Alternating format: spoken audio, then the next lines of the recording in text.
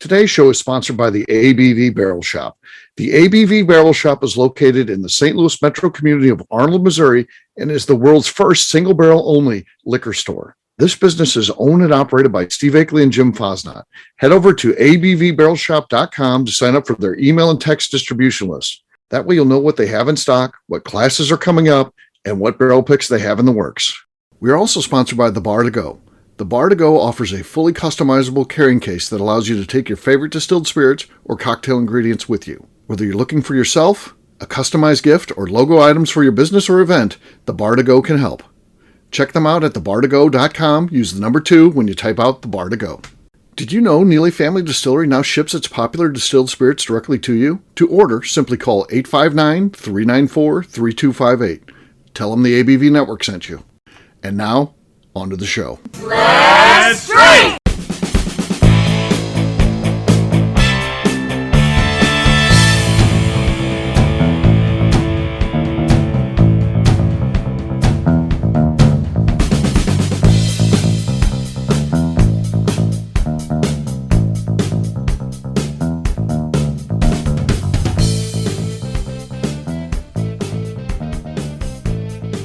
Welcome to the Bourbon Daily, the podcast about everything bourbon delivered to you every day of the week.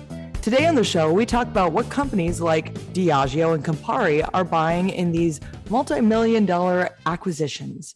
My name is Miss Beka Sue. Please join me welcoming my co-host, Steve Akeley, along with our special guests, George Rose, Katie Joyce, Lenny Eckstein, and maybe, just maybe, Lori Mangum. Maybe, maybe not. Hey, gang, what's up? Howdy. Hello. Hello. Hey. Hello. Lori, you're here. Lori. Lori. Working? Talk about perfect timing. Well, there also seems to be 2 of me on the screen now. I don't know how the hell that's happening. So, with Lori, the situation, just to bring the audience up to speed, we've been working 20 minutes here to get Lori set up. We could see her. She could hear us. We could not hear her. So, but apparently just right at the bell, like a professional, when we finally get going, then she comes online. So, yeah. I still can't figure out why I'm I don't know showing who up the second as Lori 2 is, so windows. that's the problem. Ghost Lori. It'll be freaky if a second Lori Mangum comes on it and then just joins us and just hey guys, what's up? You might be better at podcasting. I don't know.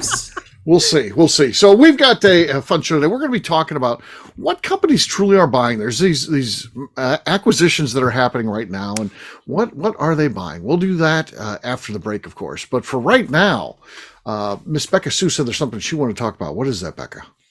Yes. So I saw a video of a guy talking about you really don't fully grow up until you start realizing that drinking during the day is much better and always preferred than drinking at night. Yeah. And I just want to know if that is what everyone's preferred method of drinking is. Or are you like, no, I just rather drink at night and like, that's fine. Like I'd rather get wasted at night like a normal person and go to bed at 1 a.m. Or if you're like, no, I'd rather start drinking at like 3 in the afternoon or sooner. That's fine too. Sooner. Early. Sure. And then be in bed by like 9, 10 o'clock. I just want to see what everyone's preference is.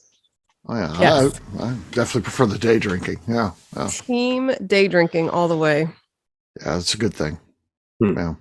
Well, Lenny, you don't think so? I don't know. I never really think, I don't differentiate. Like I just, I work, if I'm not working, I probably don't start drinking during the day unless it's vacation. But if I am working, I'm always sipping out of barrels starting at like no later than 9 a.m. Right. And at some point midday, I'm like, you know what? I got to slow down. And then by the end of the day, I'll have like one last like 2-ounce pour at most. It just, but it never, it's always the same. It's just so okay. So that's your day because it's part of your job. But then in the evening, are you going home and then drinking at the house, or you just like? I would say typically 2 ounces worth from 2 different bottles, sometimes up to 3. But usually just in like the evening? Yeah. So 3 ounces in the evening, capping of the workday with 2 ounces, drinking throughout the day. Damn, Lenny, you might be an alcoholic. Maybe.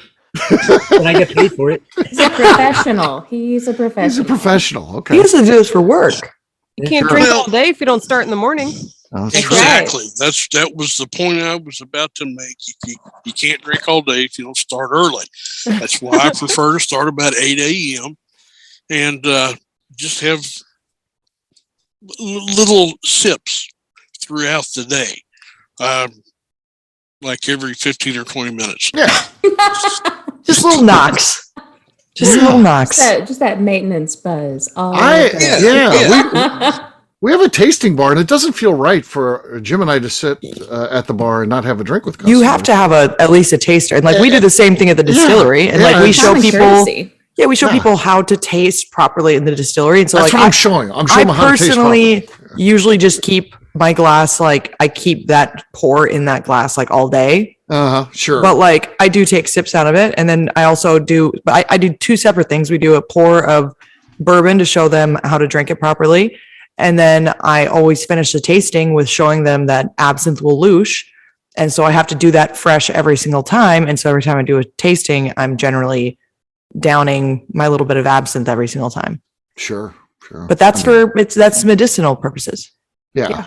You got to do that for the job. So Exactly. I think that's required, right? The job. It's Yeah. for That's the the only job. reason I drink is for medicinal purposes.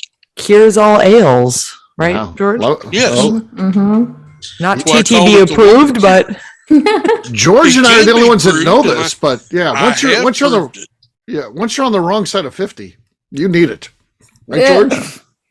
Absolutely. You just have aches Yeah. and pains all the time. That's not ever going to go away. So I had a buddy- alcohol doesn't hurt. Yeah. Had a buddy almost had a massive heart attack, and the doctor told him, said, if you hadn't been sipping on that moonshine all night, you'd be dead this morning. Oh, see? see? Wow. And remember Jeff from Iowa, he had to start drinking bourbon for his heart. Yeah, Yep. he did. Yeah. Yeah. So they He said it was was. good for him. Yeah, They said it's good every for single night he was supposed to have at least like an ounce of bourbon for his heart. Yeah. I mean, my Grammy passed at 93, and she would tell you till the day she died that her secret to life is a little bit of bourbon and not giving a shit every day. Yeah. Not Well, exercise, bourbon. Yeah. Laura, you may be right. My grandma used to drink a highball every day. And then eventually, the doctor made her stop, said, with your medications you're taking, you can't have it. And then, you know what? She's passed away. She was living when she was drinking the highball every day. And when she stopped, then she passed away. So she'd probably still be here if she was drinking that highball every day. Yeah. Oh, Ridiculous. I'm going to sue that doctor. Katie, how long do I have? How long do I got to go on after? She'd be 140 years old now. Exactly. She was in perfect health when she passed. She was only 97. Oh my 97. She was young, spry. Yeah. It's ridiculous. All So right, the good. overall is that everyone just likes to drink all day, all the time. Exactly. Okay, we Whatever solved In summary, this group likes to drink all day, all the time. Even outside that, though, I think day drinking's the way to go. You could drink earlier, get a little bit of buzz, and then sober up, have dinner, and you're fully sober by the time you go to bed. Whoa. If you're not us, if you're a person, Who's sober? not You don't us. sober up. You're Like a you person. black out, then you pass out by the time you get back. Oh no. No, don't black Then out. you That's could bad. Get a That's bad. fantastic night's sleep. Then still, you're not messing with your sleep cycle. Mhm. You are. You have to worry about Yeah. these things. This is You your sleep haven't cycle. lived unless you've been drunk 3 times in a 24-hour period. If you've never done that, it is an intense experience. It is. I'm with It George is. on that one. It is a wild experience when you just do some sort of crazy shenanigans of getting drunk 3 separate times in 24 hours. Yeah. And it takes a lot of work and a lot of effort. Yes. And it takes years off your life, most likely, I would assume. But it is quite the experience. Yeah. To Y'all say just the described phrase. living in New Orleans. That's just how Yeah. it is down Or there. Exactly. Key West. Or Key West. Is it Key Yeah, West, or Key Las West. Vegas, New Orleans, That's definitely for sure. North All right. Dakota? Well, it is now time to Sparta, Kentucky. Time to drink. What is everyone drinking? Let's start with Lenny because he looks detached. He needs help here, I feel. Might be. I picked up a few bottles when I was in St. Louis a few weeks back. Stuff that we can't get in Colorado. Okay. So I've got a bottle of what is it? Hubert's Starlight. You Bears. Okay. You bears. Too bad. Yeah, nothing there. Nothing there. Good, you guys just talked over. Mm, You got Lori right there. always a victim. Always the victim. All right. All right, Katie. Katie's ready to go. What do you got there, Katie? I've just got some Bullet 10. Okay. Bullet 10. Okay. This is 20 minutes of setup. All right. Go ahead. Oh. Talk That was- over me too. Hers was silent. Made no noise. No noise. Made noise on my end. I heard you, Katie. All right. Katie's got the lead. Lori, you're next. Better go before your Bottle son shuts up. of Peerless Rye. Okay. Okay. Well, that's good. That That was was- solid. That was legitimately good. Yeah. Yeah. I've got Jefferson's chef's collaboration. Chef's Club. Ooh. Okay, everyone yeah. talk. So, anyways, Oh, hey. Quiet on the set. This is going to be the winner. That wasn't so good. Lori's still got the lead. Lori's got it. Lori's got the lead. We'll see. What do you got there, Mr. Rose? I got to get up at 5 a.m. I'm drinking water. What the hell? I know. work. He needs to be on the Water Daily. That should be the show he's on. Water Daily. God, All right. It helps. I've been Start drinking that. thinking. I've been drinking that peppermint stuff all day since about 7 a.m. Cough medicine. Oh. It's cough medicine, yeah. Yeah, my cough medicine, I call it. Loaded with sugar. Okay. All right. What do you got, Miss Stuff. Beka Sue? It's between you and Lori. What do you have? I have some Maker's Mark single barrel, the milk chocolate truffle. Okay. I guess it's not single barrel, but it's small batch, I think. Is it single barrels? Yeah, single barrel. Yeah. All right, so I got the milk chocolate truffle that I got when I was on a VIP exclusive tour at Maker's Mark with the infamous Amy Akeley. Oh, yeah. No. Wow. We're going to have to turn this over to Katie for a call here. You're a lawyer, but now you get to be a That judge. was some bass. Yeah, that was It's interesting. low. It caused like mic interference. There was some sort of. It sounded more like a fart than a cork pop, honestly, on this. Oh, end. great. Round note. That's actually what I did. I just ripped ass instead of actually popping well, a I'm cork. sure Tim Cork Swyatt looks like is gonna love it's it. Yeah. twice the size of everybody else's. Right. Oh, there you go. That was not the winner in my. That was not the winner, you're saying? Katie? Yeah, that was my official ruling. Okay. So that means Lori wins. Lori wins. I'll remember this if I'm ever a judge, Katie. Whoa, that was a threat. Cheers. Cheers. Ding. All right, we'll take a quick break. And then when we come back, we're going to be talking about these big companies and the buyouts. What are they really seeking? What are they looking for when they are eyeing a company? We'll do that in just a few.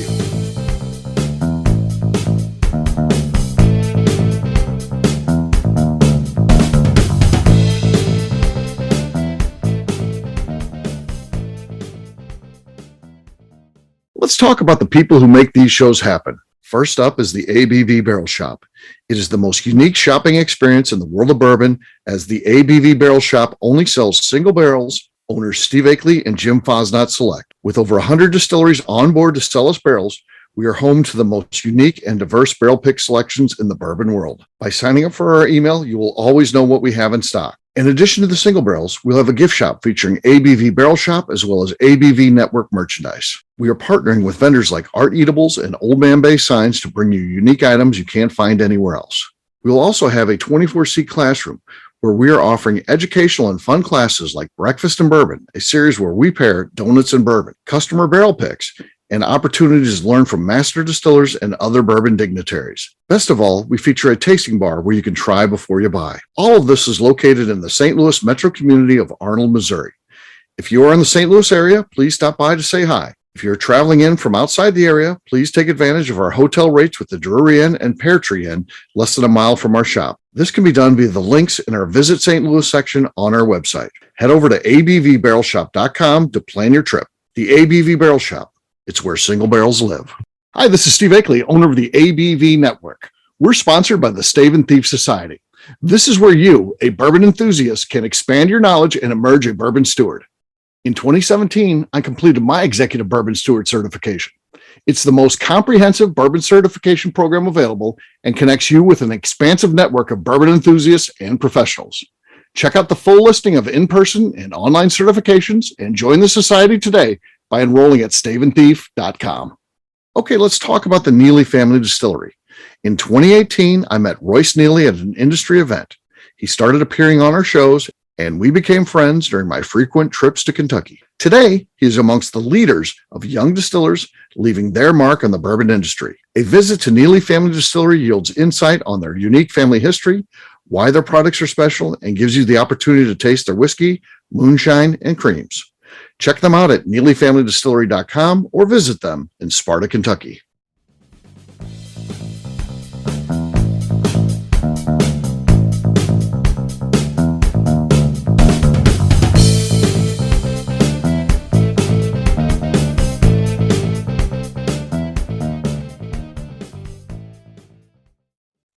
Hey, this is Paul Russo, and you're listening to the Bourbon Daily. Welcome back to the Bourbon Daily. Today we're talking about the bourbon acquisitions. Yes, we are. So we see a couple of big moves made as we record this in the last week or so, where a couple of well-known companies got bought out, Wilderness Trail and then Balcones. And what do we think that those big companies are looking for? What's the key things that drive these acquisitions when they buy someone out? What do you guys think? I mean, I can go first. I think that the biggest thing that they look at, to be honest, isn't even the quality of the whiskey. Not saying that the ones that they bought out aren't good quality whiskey, because they were, but I don't think that matters as much to the big companies as distribution. They want to know where it's at, because that's what they want to buy. They want to buy. You know, you don't see a company, you don't see Deer Hammer getting bought out by Campari or something like that, because they're not in enough states. But if Lenny kind of decides over the next couple of years to focus in on that, and all of a sudden he's in 30 or 40 states and his distribution's out there, then all of a sudden I would think they start knocking on his door, the big guys. That's what I think. What about production size as well? Like Wilderness Trail can make us say if these, like, they're not going to buy out some of us smaller guys because, like, we don't have the capacity to do what these large companies want to do. Right. So I would think that'd be another big thing that they'd be looking at. I've never been to Balcones, but I would assume maybe they have a larger operation. Right. They need to be able to scale it for what they're doing, because even if they are in the majority of states, my assumption is they're intending on adding to that and adding to the production as well. And so can they continue to scale it of how it's currently set up, even with the way that it's made? Because it could be that the product itself is being made in a way that you're going to completely change it if you try to make it too big and have too much of it. That's a good point. Katie, you got some insight for us that on one that got bought out recently as well, not by a big global conglomerate, but by Heaven Hill, and that's Widow Jane. What size still do they have there? What's their setup? Or I don't even know. I've never been. And they're not that big, so that's what I thought. But they're bigger, before. but they have a lot of distribution because they source product and they do a lot of blends and stuff like that. Yep. But so I think the Widow Jane blending is why they bought out all of the Samson and Surrey, but I think Widow Jane specifically, the fact that they have blending that they do, and so their location could easily be moved to make it bigger. It would need to be where they actually have their distilling is just not big enough. But where they have their barrels stored currently, they do have room, and they actually have extra warehouse room in the back that's not being used, that they talked about new plans that they had going forward. The other interesting thing is that they're located right by some major waterway access where there's like a huge Amazon store and like some other things right there in New York. And so I think the fact that they do blending especially makes it that it would work with other brands that they have, and they can use that Widow Jane name then with other products, tie into that, and they don't have to just increase the distilling of Widow Jane to increase that name as well. Right. Yeah. And, a company like Heaven Hill has excess inventory, and it's always, what do you do with that? Well, what better way to keep it in-house, not sell it a wholesale thing? You keep it with the company in the house, and then you blend it and then put it out under the Widow Jane name, and you've got distribution ready for Widow Jane. It makes sense.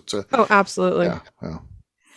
What else? What do you think, Lenny, as a distillery owner? What do you think that they're looking for when these big companies are looking to buy out?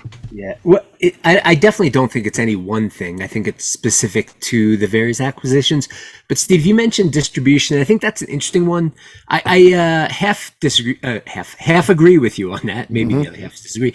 And that is like, I think they're looking for, I guess, on a low level proof of concept. And without some level of distribution footprint beyond one's own home market, you haven't proven that there's a desire for your product. But almost all of these companies have major distribution, in place. Their agreements are there, and they'll almost immediately slip that acquisition into their existing network of distribution, be it this country or global. Right. So a lot of times, if they see the potential, they want to see proof of concept, but they'll. You think of another one that got bought out, Rabbit Hole, same thing. They had good distribution. I mean, they're out there, Yeah.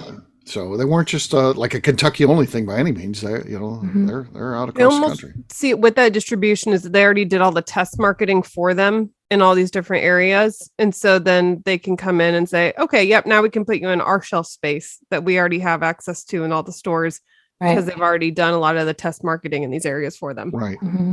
I mean, I think also like a big thing for them that is almost the case across the board, unless it's strategic from some logistical standpoint, like production on its own. Buying a brand that gives them a head start on a brand with tremendous growth potential versus what we've seen where these big companies, like their marketing wing, will just develop a brand. And a lot of times kind of falls flat. So they get to cherry pick stuff that has proven its value and started to carve out some traction over 10 years, and then they can scoop it up and they don't have to do the work to grow it from the ground and typically, I don't want to say fail, but miss the mark on some levels. Yeah, that's kind of what I was going to say, is that I think that a lot of what they're buying too is the story. They're buying like you were talking about proof of concept lending. I like the brands that have some kind of a cool narrative that goes with it, whether it's a heritage narrative or whether it's just kind of a fun story that they made up that goes with a logo, like Rabbit Hole, that kind of thing. If they've already created the foundation, people have bought into that in a local market like Kentucky, where people are so very loyal to their brands. And then that can just take the marketing dollars of a big corporation and expand that exponentially with ease. Mm-hmm. Yeah. And also like in the case of Balcones, you can't, I mean, I guess you could try to start up a Texas brand from the ground, but if Texas whiskey is to see growth, and Texas in itself is such a major whiskey market, they're just like jumping in and grabbing what's already there in terms of demand for Texas whiskey, which is there. But then like, look at it this way. Look what's happening with Dickel and Leopold brothers. Dickel is not putting in a 3-chamber still and telling that story without the partnership with Leopold brothers. Well, like who acquired Balcones? Diageo? Yes. Okay. Yeah. Diageo's not coming up with the flavors that Balcones makes. And whether, I'm sure you're going to find some people who might not be keen on their house flavor of their bourbon, their single malt, their rye. I happen to like it a lot. They're not making that flavor. Well, now all of a sudden they have that blending stock for something that is, a blend with a heritage brand and Balcones that's a core grassroots brand. And I think there's a lot of intrigue there, and that might be what we're seeing down the line, more of that kind of thing. Right. Mm-hmm. Yeah. I have one thing they're not looking at, I don't think, though, as well as they should be, and that's the liabilities of these companies. Yeah. Okay. And so, especially with Bulleit, so there's been several lawsuits filed with complaints tied to discrimination that I think came from kind of the original structure, and especially a lot of family members within Bulleit. And there's been a lot of allegations. And so, but then once they're purchased by Diageo, then naturally you have someone who actually has money who you can sue magically. And so these lawsuits start coming out. And I think naturally I would assume that they planned for this, but even just in Bulleit, there was Ebony Major had a discrimination lawsuit. And then Hollis Bulleit has had some claims for discrimination as well. And both have filed it against Diageo, even though it sounds like it was issues within management, and they're accusing Diageo just for not having that oversight and intervention within the management inside of actual Bulleit. So it's interesting of the liabilities they take on, which is something I think they should be looking at more closely, personally. Mm-hmm. I did think that was interesting, but I also thought, like, I don't, you clearly have a better stance on this, but or understanding of it, but like, Bulleit is such a big brand. I always assumed Diageo went to it with the sense of like, this is going to get ugly, but who cares? Yeah. The dollars are there. Very likely. Yep. Had such a big name now in a lot of commercial places for Bullet as well, that it's very likely they're like, yeah, we don't care. Like, just go. Especially because Diageo itself has a good name on its own corporate level, I think, for not being discriminatory. Right. So they're not concerned about their own name. So I think they probably just calculated in and it's worth the overall risk. But it's very interesting of how involved do they really need to be in all of these little companies that they're taking over and all the individual history and the messiness of each one. You bring up a really cool point, though, that I think about every so often. Think about all these craft brands and how many of them have done the work to make sure that their trademarks might hold up internationally. Or if someone really digs deep and looks at their records, I had heard a presentation at I think it was ACSA, and this guy was talking about mergers and acquisitions and how he didn't name the company. And I've always been curious, but a ton of bourbon that was laid down was not laid down. And this sounds almost like impossible, but not laid down in charred new oak. And the guy looked at it, he was like, this isn't bourbon. Like, you can call it bourbon, it might taste like bourbon, but your acquisition is going to be over because no one, technically on paper, it's not bourbon. So, I mean, there's a lot of little variables that if you really look technically at the standards of identity, do some brands absolve themselves of what they're actually calling their product by doing something that's not super known? But if a company like Diageo or any investment group looks at it, all of a sudden, like, hey, I'm out. This product is technically distilled spirit specialty and your label's invalid.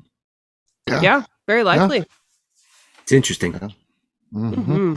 I've seen some of that happen myself. You wouldn't think that could ever happen by any distillery, but I saw a social media post one time where they were showing the process for making a rye, and they were putting it in used cooperage. And the same thing, it has to be in new cooperage to be classified as a rye whiskey.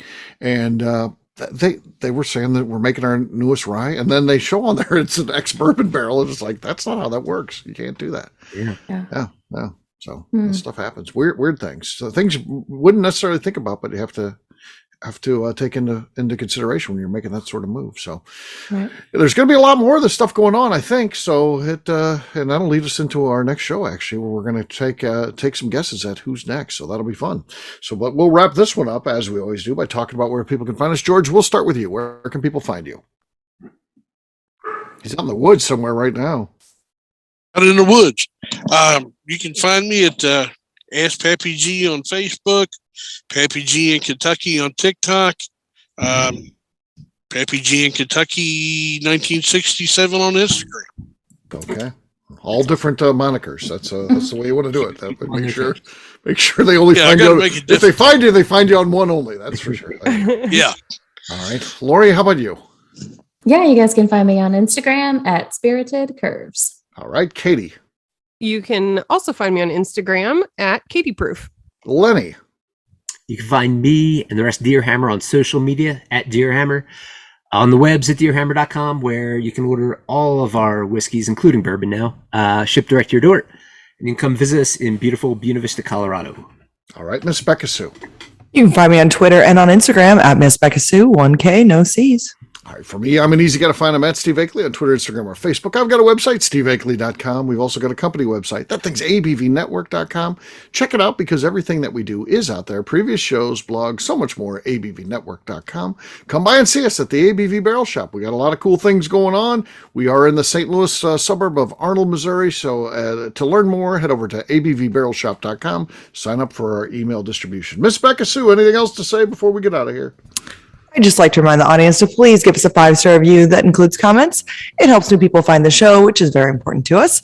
If you like what we're doing, we ask you please visit our Patreon page at patreon.com/the ABV Network. Great job today, gang. Fridays, we'll have a brand new show for you tomorrow. Looking forward to that. Until then, take care, everybody. See ya. Bye. Bye-bye. Later. Peace.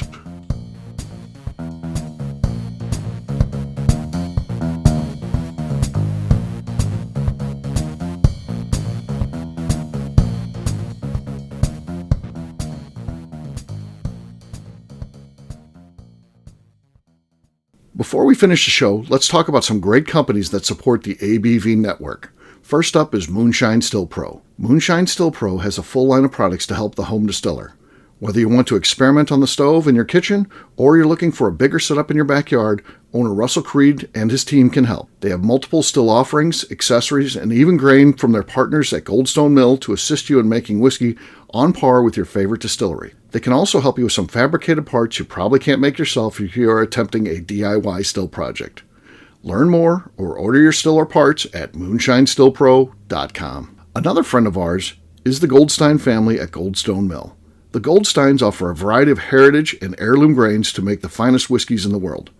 Plus, they are more than just a grain company. They are truly consultants to make sure the grains they are providing to you or your business meet your highest expectations. Additionally, they work with mills around the country, ensuring shipping is as low as possible for their customers. If you're a distillery, brewery, or even doing this at home, Goldstone can assist you. Check them out at goldstonemill.com, call them at 217-254-6613, or check in via email at hello@goldstonemill.com.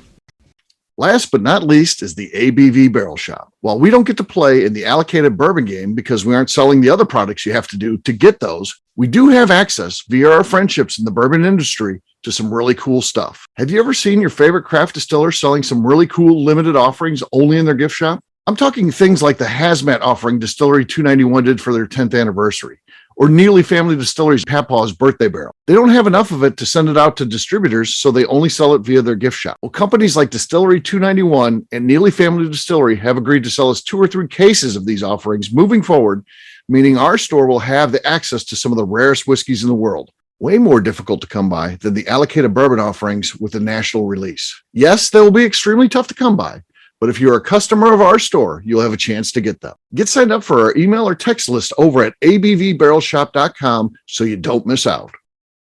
The Bourbon Daily is part of the ABV Network. For more information or to become a sponsor, please visit abvnetwork.com. Thanks for listening and cheers. This has been a Steve Akeley production.